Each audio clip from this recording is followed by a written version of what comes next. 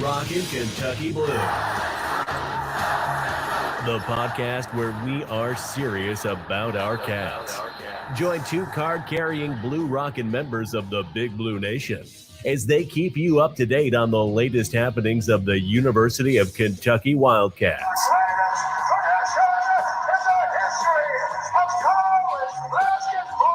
Here are your hosts, one calm member of the sports media, Michelle Mamba Brown, and one crazy fan, Jay Hayes. Welcome to Rockin' Kentucky Blue, one day late, but by design. It's episode 44, and in the spirit of the season, we will give thanks this week. Yes, sounds great. I give thanks for having my daughter and grandson and my sister-in-law who were able to.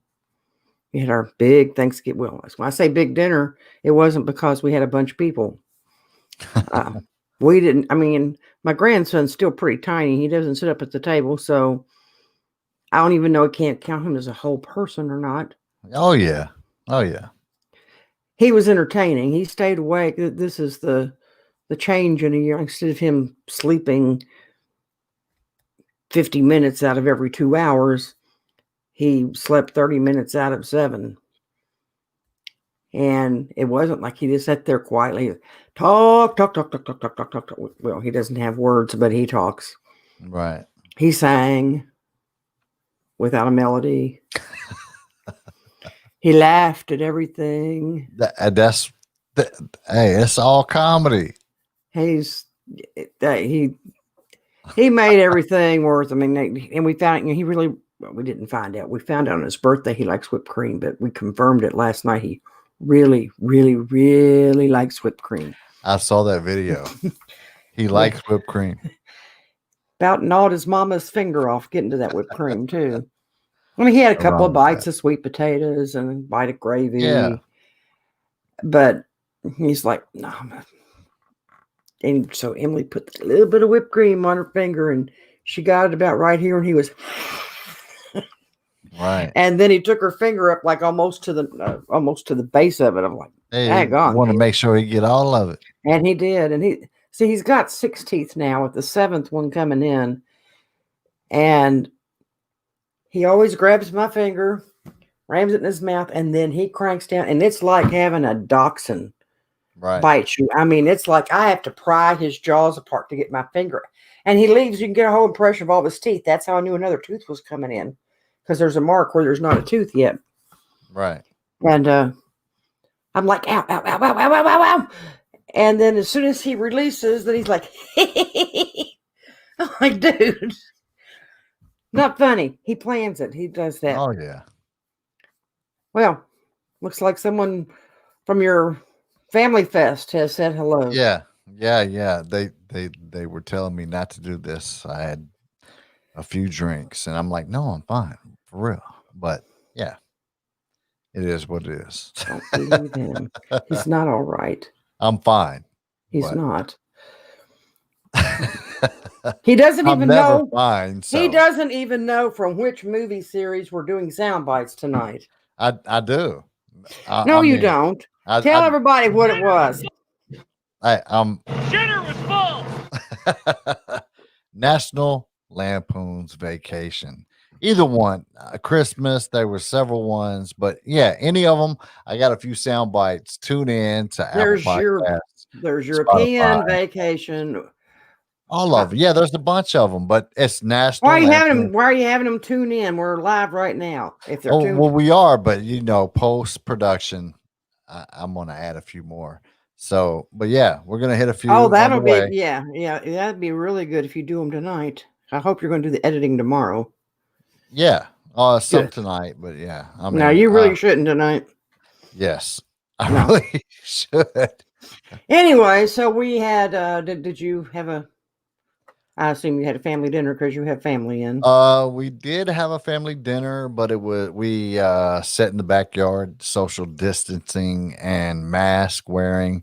It was really weird, but we did a family thing. When I say family thing, it was about 7 of us, and we sat in the backyard around the fire pit. So we did that and had a couple members of the family over tonight, which are still here in the backyard around the fire pit. And that's what we're doing. So I took a little break to come in here and do this podcast live. Well, so we give thanks that we're able to gather, however unconventional that may be. Yeah. Yeah. It's not the new norm, and I refuse to think it will be. I refuse to think, but It's the temporary normal. We will do what we need to do to keep our sports, and to keep everyone healthy. Well, as long as you got your freaking priorities straight, keep our sports, and yeah. well, you know, I mean, this is a sport. This is a sports show, so that's why I said that. No, but the first priority is to keep our families healthy. That is right. That is right. That's correct. To keep our families healthy is first. But this being a sports show, I wanted to say sports, but yes. So we keep our sports, and that's kind of where I'm at. But yeah. Well, so as we like I said, we're thankful that we have any kind of sports. Right. We're thankful that we were able to gather. Like I said, my family's so tiny. It's right. That's we get together like every 6 weeks, 6 to 8 weeks. Right. All three of us.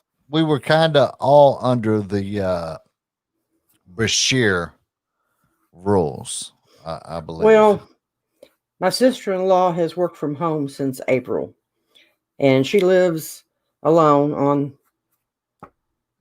22 acres. It's her and the dog. I convinced her she needed to do Kroger grocery pickup, do the click list instead of shopping inside. So I think other than like a couple of trips to drugstores when some things you have to go in and get. And that's been her whole exposure to the outside. Right. Not much different from mine. Of course, Emily's at Walmart, but she does stay. I mean, they do have really good cleaning protocols. Right. Yeah, whatever. Save sports. You know what I meant. You know what I meant. It's a sports show, but yeah, it really is. Like Michelle said, it is family first. And I mean, we all want our sports, especially me, especially Michelle, but it is family first. If we don't keep our families healthy, there's not going to be anybody who plays sports. Right. So that's right. That's what I'm going to say. Anyhow, those are things we're thankful for. I'm thankful it hasn't snowed yet, because this time last year we'd already had a snowstorm. Oh, well, that's coming. I know. And Chris Bailey from WKYT, he's way too happy about this. It's coming. I love Chris. Sunday. Well, Sunday night. I think the bigger thing is Monday. Right. But then it's also now bleeding into Tuesday. I hope I get my. Oh, jeez. That's a holiday road. Anyway. Yeah. I'll tell you something else I'm thankful for. I'm thankful we don't play Alabama again. See, I'm thankful for that as well. But if we did, I would call it the same way that I called it before. I think they had no business going down 13 people short. No. But I think it was 16. I think it was 16. No, it was just 13 last week. It's 18 this week. Okay. But I mean, regardless, if you want to get better, you play the best. But you want that game. You want that game. You want that. But if you don't have your better players that would be playing, they're not going to get better because they're not on the field. Right. And I think we had 10 key players out. And that's the whole point. There's other teams that have canceled having fewer than 8 people out. Or we've heard four players. So yeah, that was kind of like. But we could have had 30 out. Right. And if Stoops had canceled, everybody would have said, "Oh, he just didn't want to play Alabama." Right. And they would have. Well, I thought we already knew Nick Richards went to Charlotte, didn't we? Oh yeah. Then why is he typing this like it's news? It's not. That's not. Okay, just checking because I'm like he's Yeah. down there with his big brother PJ. Yeah. And Malik Monk. And Well, he's kind of like their distant cousin. the ball kid. Oh, anyhow, They might have a legit squad now, for real. I'm not even joking. They might have a legit squad. They have a lot more than they had. Yes. But the Alabama game, I will say, there's no point in belaboring it. I mean, it was a pasting from top to bottom and 3 other angles. But for the first quarter, man, Eddie Gran owned Nick Saban the first quarter. he went out there. There was a mix of passes, of rushes, nice little screens, shift moves, motion. Eddie Gran was in his bag just like I said he was. And then Alabama. Shitter was full. That's what it was. I mean, 1 quarter we gave them, and then we went away from what we were doing, and it went south. What happened? From what a game plan? I just don't get it. A game plan, and then you go away from it, and then you just no show. What happened? Well, it's like I said last week. I think you just add up is where it's been going on for 2.5 years of a loss, and I'm talking personnel, and I'm talking on the mental stuff, the baggage that comes with that, and Schlarman, then and the whole COVID thing on top of it, and then you go to Alabama and you got at least 10 key players that cannot come on the trip. And after a while, I mean, like I said, these 18, 19, 20-year-olds, a 40-year-old would have hard enough time being that mentally strong for that long. I'd say, you get to a point. They weren't mentally there. And you could tell, and like I said, I didn't expect, with everything they've been through, I didn't expect them to be able to be mentally there. I mean, it'd be nice. And like I said, and they at least could see what they can be.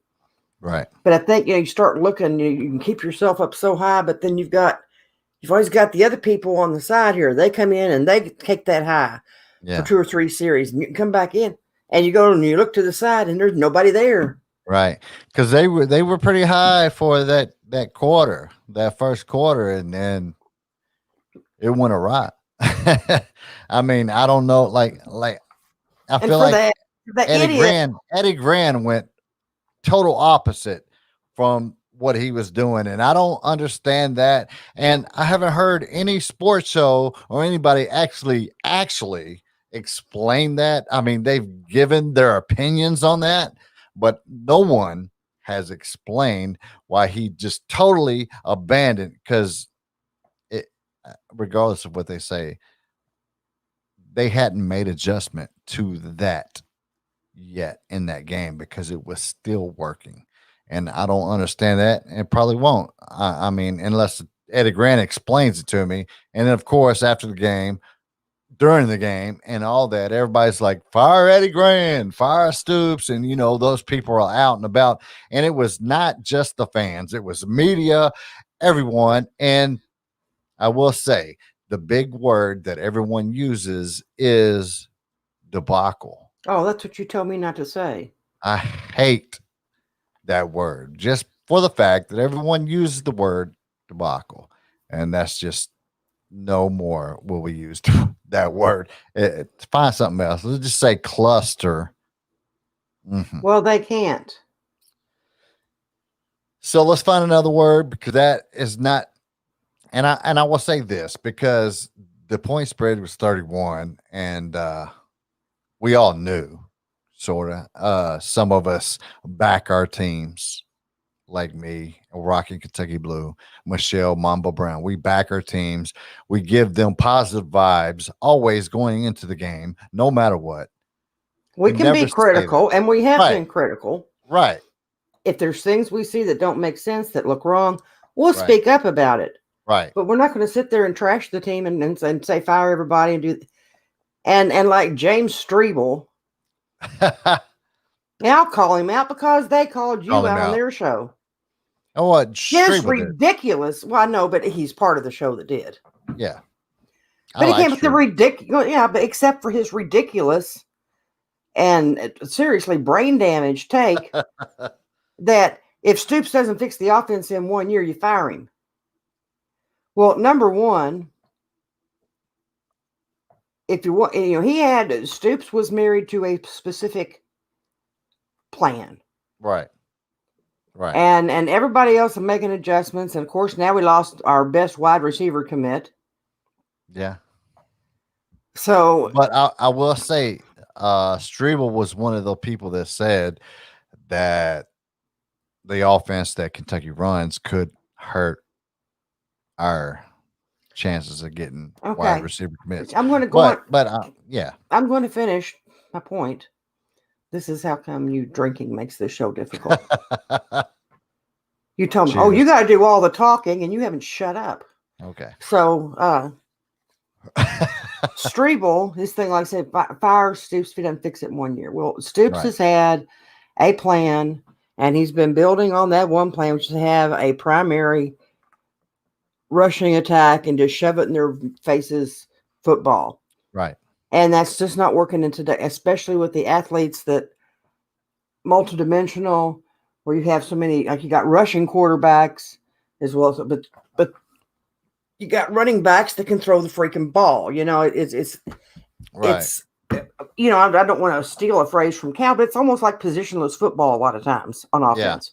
Yeah. And you've got to have a strong passing game. You cannot do without the strong passing game.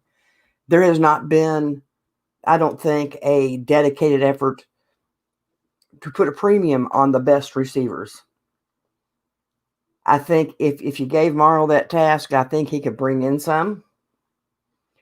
There would be no doubt at all that they would certainly get, we're going to build a passing game. You catch the ball, we'll throw it to you. How about that? Right. We've instead, like when Lynn Bowden was wide receiver, we'd throw the ball to him because he could catch it. We got people that are not trying to catch it. Anyhow, giving Stoops 1 year to change a whole philosophy and thinking you're magically going to have all the talent to carry that off in 1 year is ridiculous. And Stoops has done enough other positive things. He gets grace. And if you fire him after 1 more year, then you've set the program back effectively at least 5 to 6 more years, because nobody else is going to be able to come in with a highfalutin fire and a high flinging the ball everywhere offense. It isn't going to happen. I will say this though, they have those takes and they say what they say on their shows because a lot of Kentucky fans eat that Strebel shit said up. that. Strebel said They eat it up, and a lot of Kentucky fans Strebel are said like, that yeah. Strebel said it on Twitter. I wasn't even listening to their show because Kevin is so freaking negative. I don't want to hear it. Yeah, I'm with you. I'm way past the negativity, but I'm saying a lot of Kentucky fans eat that up, and so they go that direction, and they're like, this and forget it, because they think it works. They think it brings listens. They think it brings follows and likes. What does it bring? It brings negativity. That's what I'm saying. So on a positive note, we're going to give thanks that Max Duffy's back on the active list. Yep. And we'll give thanks that we've only got to play Florida once. I still don't think, I think it's nuts to be playing it, but. Right. 18 play. Did you say 18? 18. So I might just pick my score for Kentucky just to win by 14 or so. My prediction is going to be Kentucky 13. And that's it. Yeah, I'm just Kentucky 13. Right. I'm going to say for the Kentucky Florida game, because I can't even believe because I'm totally on. I'm on the same page as Michelle Mamba Brown with this. I can't even believe they're playing this game. It's ridiculous. They should Yeah. not be. I'm gonna say Kentucky 63,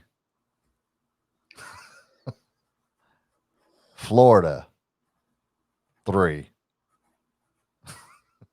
I'm just kidding, by the way. I'm really gonna say Kentucky 28, Florida 21. And I'm just saying Kentucky 13. And period. Just But yeah, I don't know how many points they'll give up. I don't know how Yeah. many points Florida. I just say Kentucky 13. If we get 13 Yes. points, I'll be happy. I am not going to pick against my Cats, no matter what, no matter who they Well, play. I just won't do it. Okay.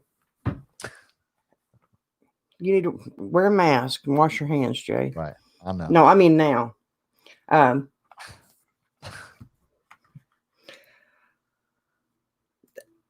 Anyway, it's a bummer talking about football right now. It is. It is. But what's exciting? Well, what would have been really exciting because basketball came back on Wednesday, and the women kicked things off for us. And so you got Carrie Elsie taking over the team. First game, got just this ultra talented squad. And what's the first thing she has to do? Suspend some players and Two of the best players on the team. the number one player in the nation. Tatiana White gets suspended 3 games for violation of team rules. And then Ryan Howard gets suspended 2 games for failure to uphold team values or something. What I'm guessing is Wyatt did. Well, what I'm guessing is Wyatt did whatever Wyatt did. Howard had an opportunity to stop her and didn't, and maybe covered for her. And that's never good because then it always comes out. I'm thinking maybe you gotta hold your friend, teammate, whatever, accountable. Yeah. So I'm thinking, that's just my guess, the way they would get different suspensions, and they were different charges, if you will. Although they're saying they're keeping all that in-house and dealing with it there. But Elsie set the tone. We got rules, and you're going to follow the rules. And I don't care if you're Ryan freaking Howard. You will follow the rules too. I mean, yes. And I think that's what you do. I agree, but at the same time. No, it's not at the same. There's no but at the same time. You either agree. She did set a tone because, like you just said, that's Ryan Howard. Yeah. And we still won by nation, and she's going to sit her butt out because she didn't abide by the rules. And her, if Ryan Howard is not setting the proper tone and following the rules, and she's the team leader, why would any of the other players think they should have to follow the rules? That's exactly why Howard got set down. Right. And it's a good thing she did. And like I said, if you're going to do it, you're going to screw up right off the bat when you're playing Murray. See, I don't know what exactly it was, though. Well, they're not telling anybody what it was, and it doesn't matter what it was. So it makes me question it, though. I mean, because you don't get to question it. If it's something minor, not to be set for, and just be like, "Hey." No, if she did not, I mean, if they have a code of conduct and she violated that, and the coach is the one who gets to decide the severity of the violation. She is a brand new coach. She's been with the program for how many years? It doesn't matter. Okay, She's a brand new head. She is a brand new head. So she is questioned. No, just put your mask on and shut up for a while. She's a brand new coach. No, she isn't brand new. She's a brand new. Do you know how many practices she ran last year? I mean, she was running certain things. There was a reason Mitchell said, make her the coach. Okay, so she's not new to the program. Can you let me finish the sentence? Just shut up. Coming seriously. soon. If you find out it was a minor infraction and she was set for 3 games for barely nothing, then you're going to question the coach. No, and you're going to be like, you're just taking authority a little bit too far. No, I'm not. I will. Elsie's been a player. She knows. Okay. She knows what's minor, what's not. She's been with the program with Matthew Mitchell directly under him for several years. She's not new to the program. She's one who helped recruit most of these people. And Howard set 2 games, not 3. Wyatt got 3. And you're not in charge of the suspension, so just stop. I'm just saying. So it's not a debate thing, and not a lot of people are questioning it. The only thing people are questioning is wonder what they did. And she said, we're going to keep it in-house. It's an internal matter, and we keep it internal because it doesn't impact anybody outside of the program. Right. Period. End of it.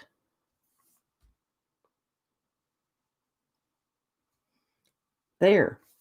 So the cardboard cutouts, of course, they were in effect in Memorial Coliseum as well. I think they had less than 1,000 fans, which would make sense because Memorial only holds like 6,600, I believe. And when you have to figure out cheerleaders, dancers, right. No band. I couldn't find a band. I didn't hear a band. Did you hear a band? No. And I'm sure that the camera would have found a Picked way up. to, because they would have had to take up a whole section, because Yeah. the cheerleaders took up almost a whole section. Right. Which is fascinating because in Midnight Madness they practiced together, they performed their routine together, but then they couldn't be within 6 feet of each other in the stands. Yeah. But then they'll leave and they'll go to the same dressing room. Right. So I don't understand that one. Maybe they got a rule where they can't talk in the dressing room. I don't know. It's kind of like the chairs at Rupp Arena. Like the players were sitting apart, like they're on the floor together. They practice together. Why are the chairs separated? I don't. Well, it could be when they're practicing. This is one thing when you're playing the game and doing stuff, but that's what I hear is there's separation in practice. You have to be in different. If you're not on the floor in a drill and doing this, you've got to be off, and it's to limit the amount of contact. That's what it is. I get the limit of contact, but they practice together. They touch the same ball. They're all together. Are they licking the ball? But then you have them sitting apart after gave each other 5 on the court and everything. Like they've practiced together. They've been in the huddle together. Like it makes no sense. Regardless of what you say about. Okay, well, I didn't see much of a huddle. I did. I saw a couple of them. I saw a couple of times where they all got together and was like, hell yeah, that was a great play. I saw a couple of players coming together going, well, yeah, you're talking about job, on the court. I thought you meant like on the. Yeah, on the court. Okay, yeah. Different. Anyway, the women still thumped Murray with no problem. Yeah. Even with the 2 best players out. And I think, like I said, in the end that is going to pay dividends because that's going to get they're going to know the coach, yes, does know how to run a program. The coach isn't going to take any BS. And because, Mitchell didn't take BS with that kind of stuff. Right. He didn't care if you were the best player on the team. If you didn't follow the rules, you're going to sit down. And it could have been a thing where they're just trying to test her. Okay, well, you lose. No soup for you. We should have said Seinfeld. We could have had a lot of great quotes. Post-production is going to be crazy. So the men played Wednesday night. Now, this was some fun stuff because we finally got to see. You had Madness and you had the scrimmage. Yeah. Yeah.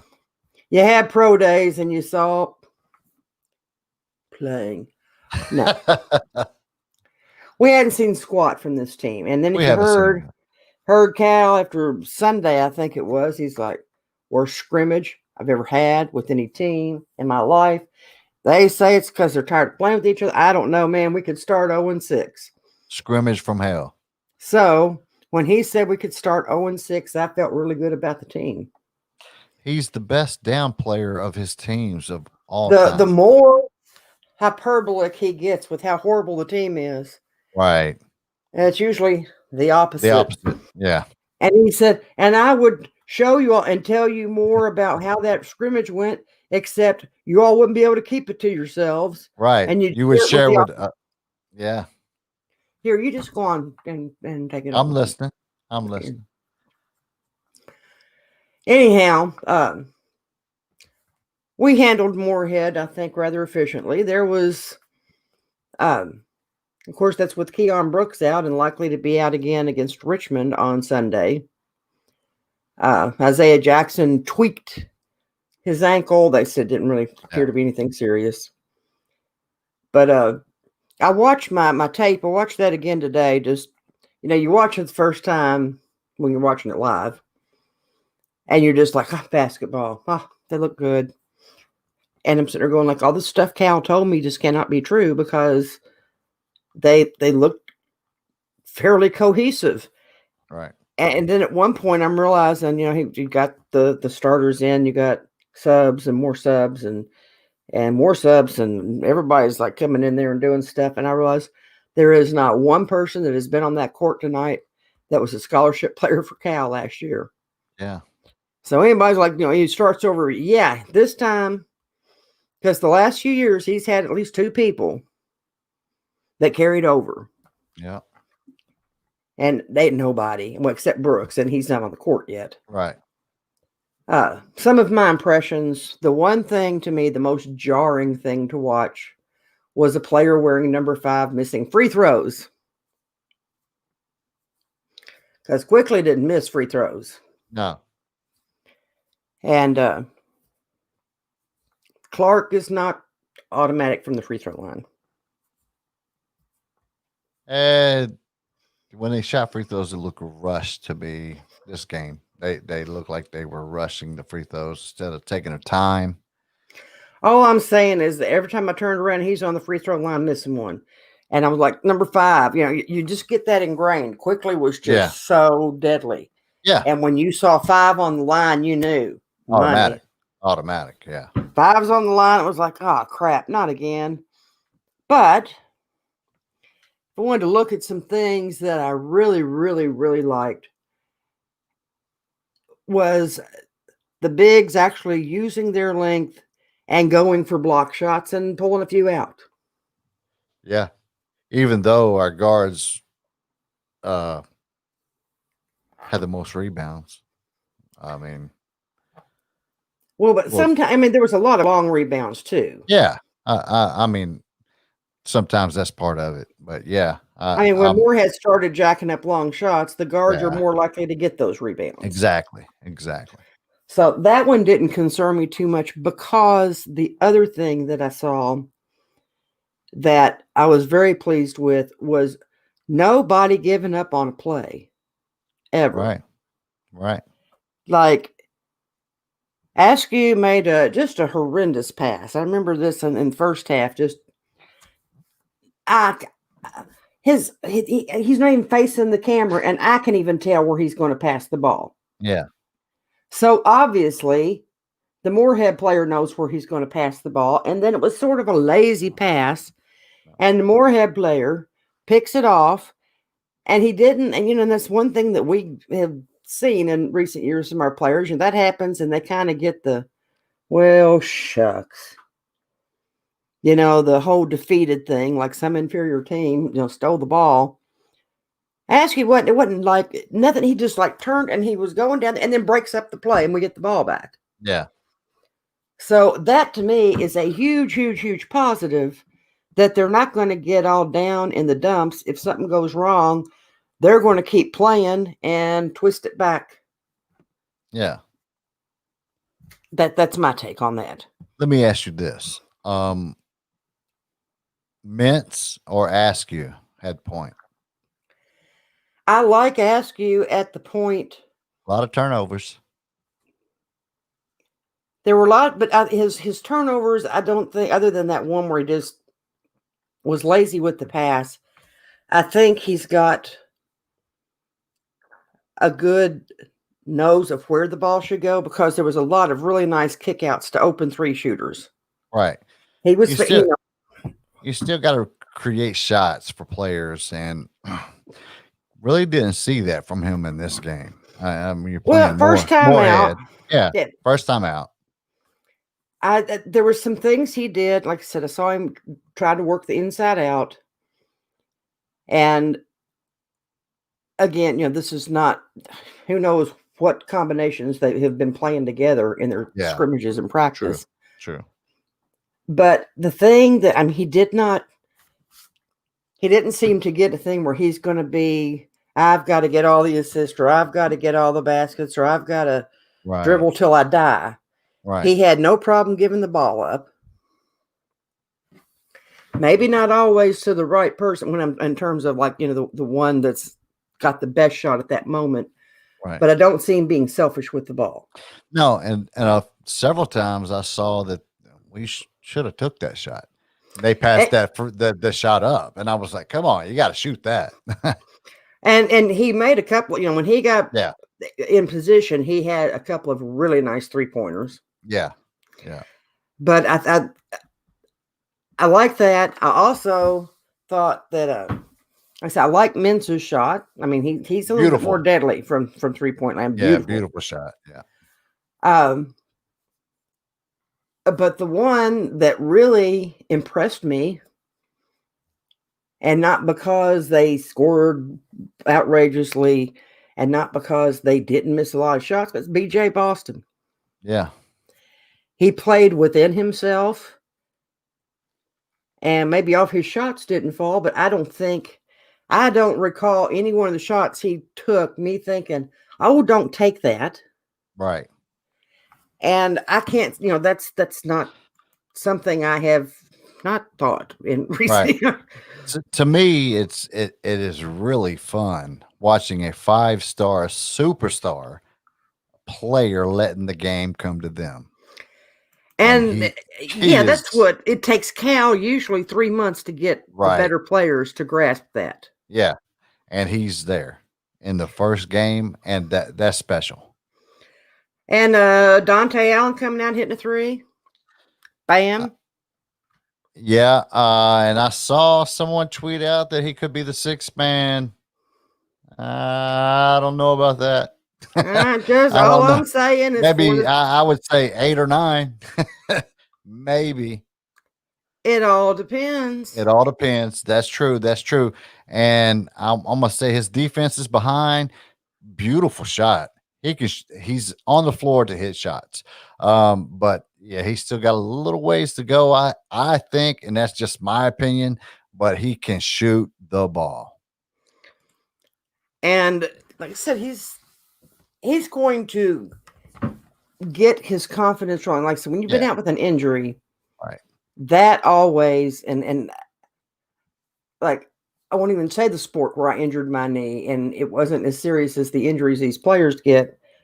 And I wasn't but of course not a world-class athlete either. But I know as I'm recovering, the first time you go back to the sport that you're playing where you got injured, and the first time you make that same movement, it's kind of like, and you don't want to commit to it because, last time I didn't do anything wrong, and I ended up not being able to play for a year. Yeah. So and what they're doing it's a whole lot more strain and a lot more punishment. Yeah. On their knees. So the fact, I see he's going to have to. I wish Cal would leave him on for 5-6 minutes. Let him get a good dose of competition with somebody else and see that, I can still cut. I can do this. I can do that. I do see that there is 6-man potential for him, though, because so one thing, even though he didn't play last year, he was there in the practices. He was there for the games. He knows what Cal's expectations are. If it wasn't the team that we have now, because we have actually some shooters on the floor, I would say 6-man, but I just don't see. But I will say Cal says, when you have when your numbers up, go ahead and be take ready. That. Yeah, be ready.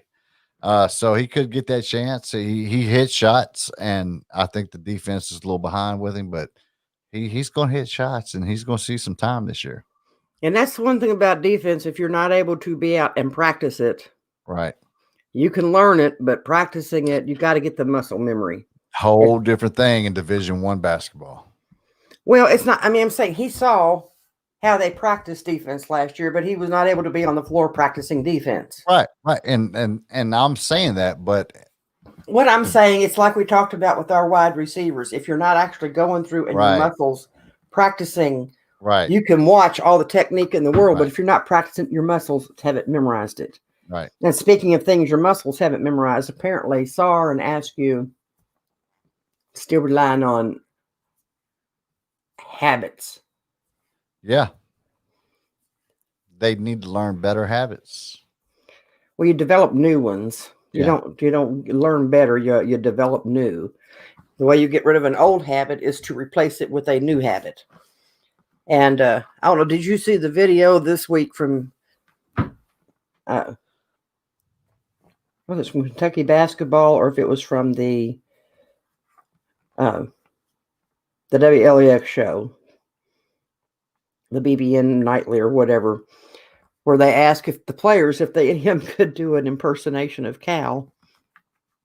Did you see that one? I did see that, and that was hilarious. There are not too many. Like Keldon Johnson, he would go. He was all in on Kenny Payne. Kenny Payne. Yeah. And I think it wasn't it Quickly who did the one about Cal. Like you, I forget what.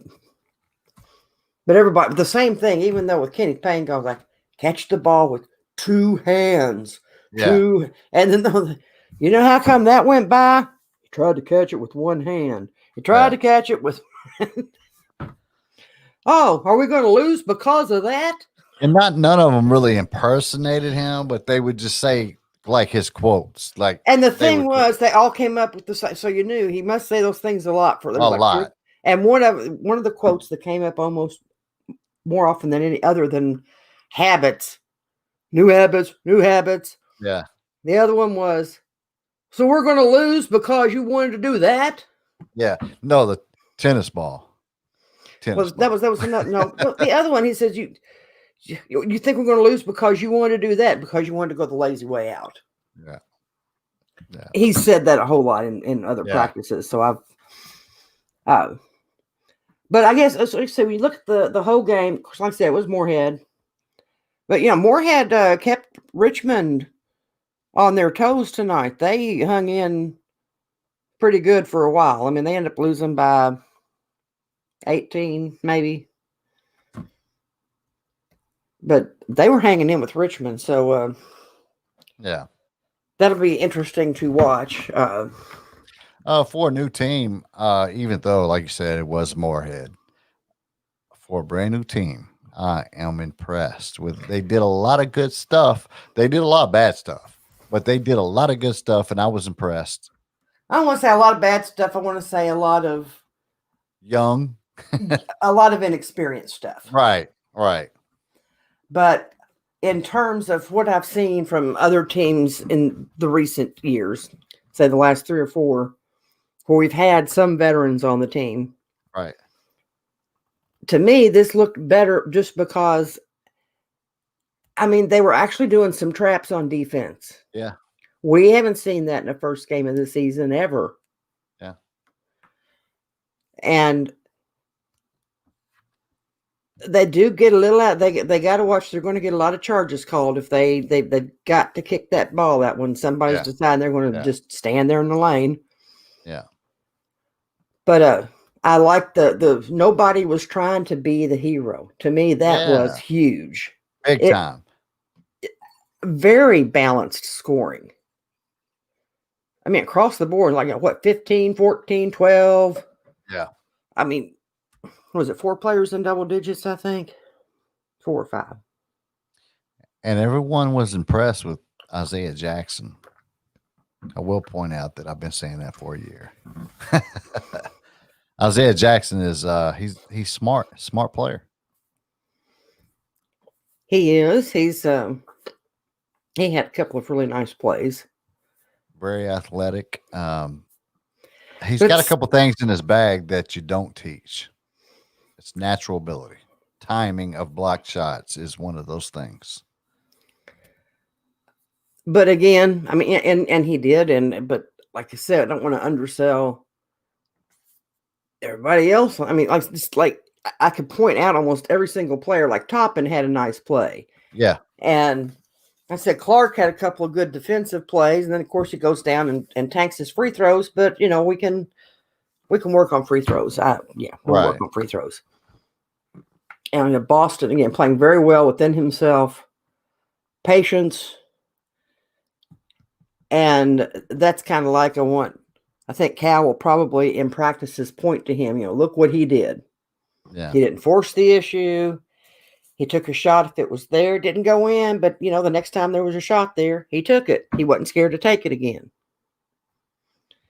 So I think, now we got Sunday. Yeah.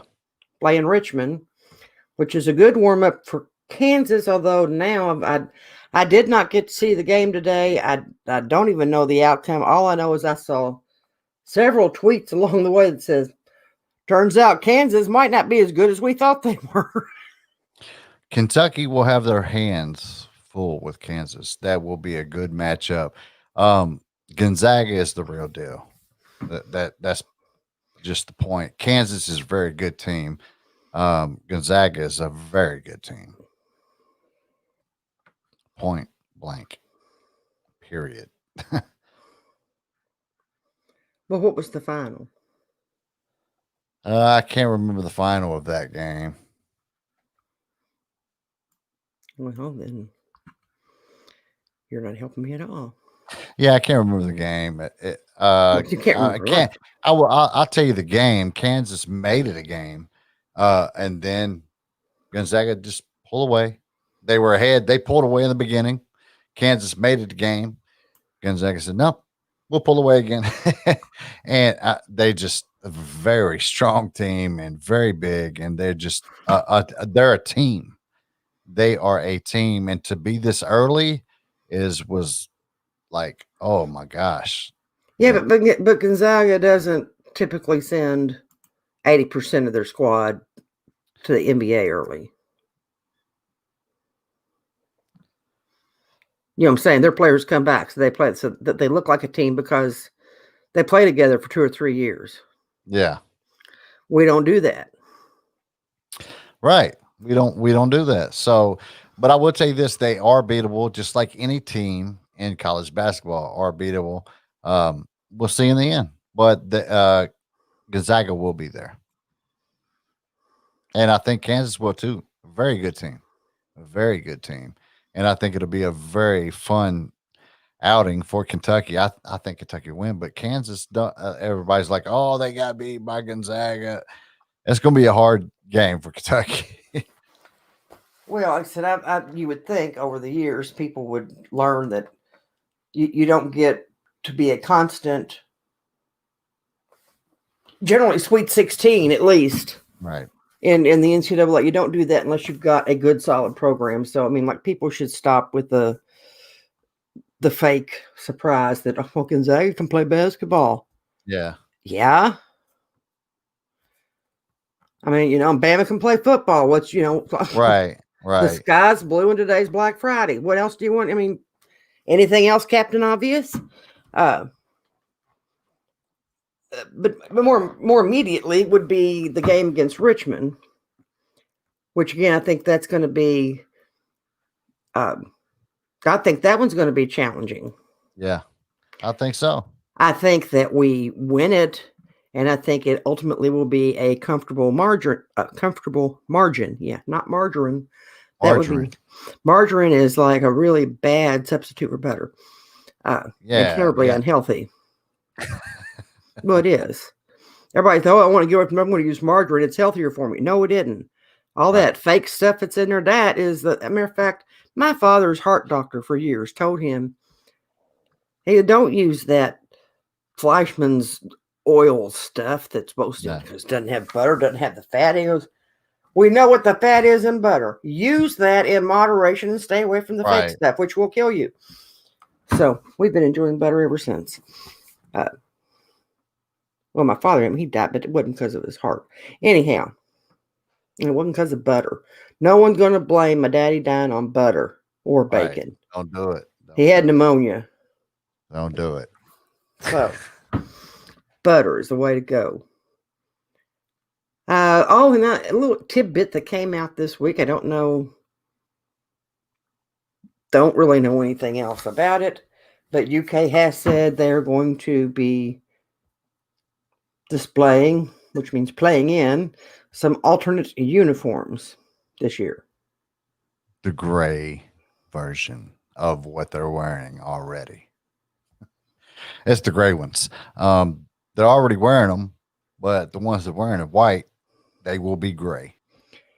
Well, I mean, the way he talked, it sounded like there's going to be more than one version. Could be. I mean, they were on a fat contract with Nike, so I don't see why not. But I mean, Did you read any of Barnhart's comments about it? No. He said, we talked about. I know he's big on the checkerboard. He said, well, because when they were released, he said the whole thing they were released when Nike wanted to come out because it was a Secretariat Silks. Yeah. And it's the whole thing. He goes, and people lost their minds. He goes, and it just astounds me. He said, he said, no matter what you do with the uniform, he said, if one change is made, he said, I will have 13,000 emails the next day. Yeah.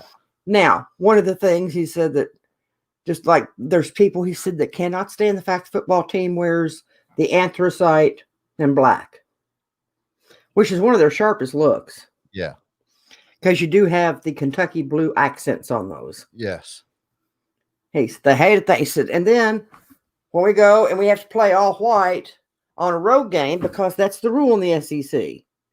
You go to the, you wear white for road games.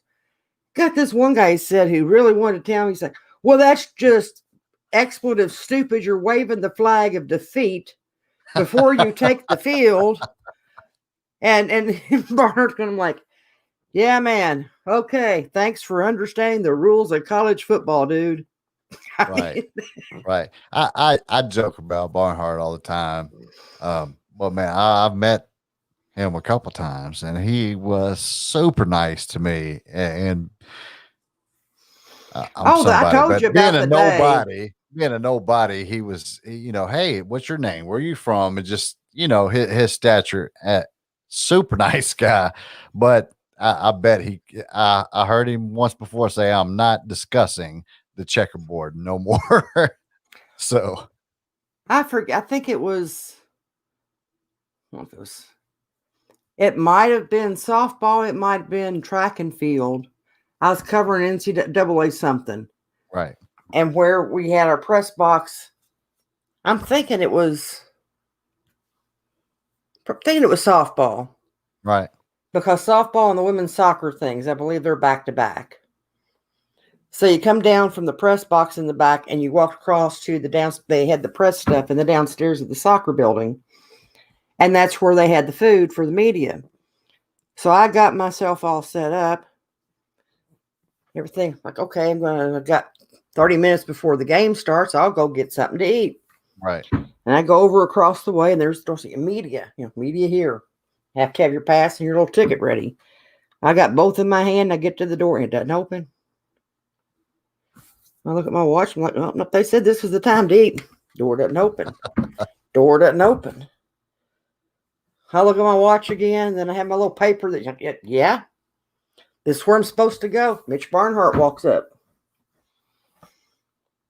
I try to open the door. It doesn't open. He said, well, that's strange. He said it was open earlier. And of course, it's a double door. And I'm opening the one on the right because that's the one that should open. So he goes to the left and that door opens. And I went, well, I guess I should be smarter than the door and I'd be inside. Right.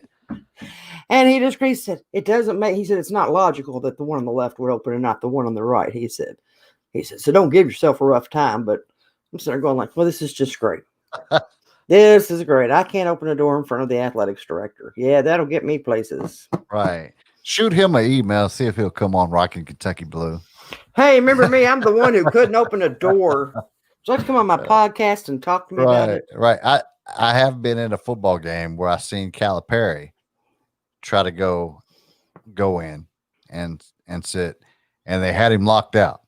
He stood there for minutes. I mean, for 5-6 minutes. He's going, I don't know. And the people start seeing, can I get it? And he's like, looking down the steps and he's calling, hey, I'm outside the door. That was the Tennessee game. And it was cold outside. Toboggans, everybody, and him going, You know, I'm right there standing. I'd like to get inside. Super funny. I mean, and I'm sitting there going, that's freaking Calipari. How does he not have access just to get inside? That's just kind of Should have took the door on the left, Cal. the second game that I covered at Rupp Arena. I got there. Like I said, I always get there early, but I'm walking where this one we can still park under the Manchester Street Bridge, which that ship sailed. Yeah. So I'm walking up through there, and then of course as I become aware, I hear a vehicle behind me, but then it doesn't pull up to the loading dock. It stops. I didn't turn around to see what it was, but I just keep on with my nice little casual pace. And then all of a sudden I get to the door, and just as I open it, there's a little flash to the side, and I get bumped. Just like, oh, I'm sorry. You know, and a hand comes out, grabs my shoulder. I'm so sorry. And I'm looking, and it's Cal. Hey man, you're Arena. It's, you know, I'm the one in the way, but yeah, cool. No problem. Then get in, and I find my seat, get my laptop stuff set, come back down to the media room. And for whatever reason, Cal comes out of the locker room, which he never does. But I was over getting the flip card and program notes. And I turned around, and I mean, literally, I'm like right here face to face with Cal. And he said, "How you doing tonight?" I'm like, "I'm not stalking you, I swear." Right. Oh yeah, at the door. And I said, yeah, I said, we really need to stop meeting like this. Right. Once again, go ahead and give Cal a call and ask him to come on Rockin' Kentucky. Oh yeah. Yeah, that'll work out great. I had a couple people wanted to call, but you know, they're really probably not ones we want on the show right now. So I'm not calling them. But we're about at the point, we're getting close to needing some basketball flavored guests. Yeah. They're coming. I'm excited for this year. And I'm not giving up on Kentucky football. I'm not giving up on them. It's just I feel badly for them that they're going in this whole year undermanned. That and this whole year they've just been through just hell. Well, like I said, that's a thing that's been snowballing for 3 years. They haven't had time to recover from one crisis when the next one started. Right. And you have to work through that. And I'm telling you, by the time some of these guys leave the program, they're going to have PTSD. Man. And I mean, there's no other way to put it. They're going to have issues. They're going to need treatment. And yeah. And it's not the program's fault. I'm not going to say that that UK did anything. Right. I'm just saying that they've been through a lot since they've been here. More than anybody should be expected to go through. Right. Anyhow, big game. What time is it Sunday? Is it another 6 o'clock? 1 o'clock. Oh, that's right. 1 o'clock. See, that's something to look over here, and wrong day. Right. If I had my piece of paper directly under me, I'd know what day it was. But yeah, so 1 o'clock. That's good because church is back to virtual services, so it's not like I have to drive home. I'll be here, and it's not like I'll be distracted from decorating for Christmas because that's done. You already got it done. Yeah. Well, I did it in stages. And so this week I finished the last 4 things that I didn't have out and ready, which included adding battery lights to my wreath and hanging them on the door. Hashtag make joy great again. Which I did. And I had I had like 4 strands of battery operated lights, like 10, 12, like just little short things, because they were on sale at Walgreens for $1 each after Christmas last year. So I grabbed all the ones I could. Right. So now, like on my entertainment center below my TV, I've got different little Christmas, just an assortment of little figurines. Most of them are animal. I think they're all animals. Right. It's like a little strand of lights that kind of curl. So the lights all shine on a different figurine. Works out good. I got a strand on another table that's got other decorations. Put a strand on my wreath. Gave some to my daughter. But I mean, it's just like, it just makes the room brighter. So I ain't mad at you. Well, I wouldn't care if you were. I wasn't going to change anything. Right. I did see your reef, by the way. You had a picture of it. It is for the money you spent. It's great. It looks way better in person. It looks, because a friend of mine came over, was like, I wish I could afford to get a wreath like that. And I went, Michael's $12. Dollar Lights, so $13 for my investment. And Big Lots has got some for $20 that are like way uglier. Okay. We're going to have to quit calling out names, though, because they don't give anything to us for I'm saying Big Lots has ugly stuff. for sponsorship. Hey, if they sponsor us, though, we'll say everything's great in there. Well, maybe we get their attention. If we say they got good stuff, why are they even going to think about sponsoring us? If I say your stuff's ugly, they're going to be contacting us. That's right. And I'm going to say you want to talk to Michelle Brown. And I say, you give me some money and I'll tell everybody how pretty your stuff is. That's right. But you don't pay me. So long as you don't pay me. Facts. I'll tell you exactly what my thoughts are. True Anyhow, story. So football tomorrow, basketball Sunday. Let's go Big Blue. Let's go somewhere. I mean, Let's go anywhere. Big Blue. I'm saying Kentucky beats Florida. I'm saying Kentucky beats Richmond. I'm saying Kentucky is victorious. I'm saying that Kentucky beats Richmond. Yeah, I don't have any doubts about that. Wait, back up to the Florida game. And I say that Kentucky will score 13 points against Florida. That's all you're going to say? That's all I'm going to say. I'm not going to pick against them. I'm just picking how many points we're going to score. Okay. I can get down with that. I can tell you this. I will never pick against my Kentucky Wildcats. Well, the fact that I won't pick against them is what prevents me from giving a score for Florida. Now, then I'm going to have all these realists come at me and go, man, Kentucky ain't going to win. There ain't no way. They're not realists. They're just hateful people. I like her. You a Kentucky fan? I have errands. I have a couple errands I have to get done tomorrow quick. But other than that, if I were to go out, that wherever I would go, whatever I'd do, we're always rocking Kentucky Blue. Thanks for listening to the Rockin' Kentucky Blue podcast. You can find us on iHeartRadio, Apple Podcasts, TuneIn, Spotify, Radio Public, or wherever you get your podcasts. Be sure to stop by and leave us a rating and review. And tune in next time for another episode of Rockin' Kentucky Blue.